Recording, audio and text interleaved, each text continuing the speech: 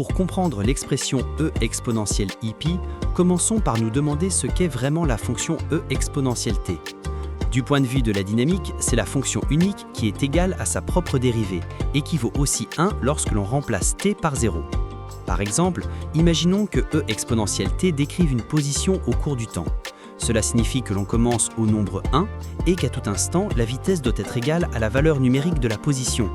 Même avant de savoir la calculer précisément, cela donne une intuition très forte de son comportement. Elle décrit une croissance à un rythme toujours croissant. Si l'on met une constante dans l'exposant, comme 2, alors par la règle de dérivation en chaîne, cela signifie que l'on obtient une fonction dont le taux de variation est exactement 2 fois sa valeur. En termes de dynamique, la vitesse est toujours le double de la position, ce qui fait que la fonction croît encore plus rapidement. Si l'exposant est négatif, on obtient quelque chose dont le taux de variation est négatif. La valeur diminue avec le temps, mais la vitesse à laquelle elle diminue est proportionnelle à la position. Plus la valeur est petite, plus elle diminue lentement, ce qui caractérise la décroissance exponentielle. Mais que se passe-t-il si l'on remplace l'exposant par i, la racine carrée de -1 ?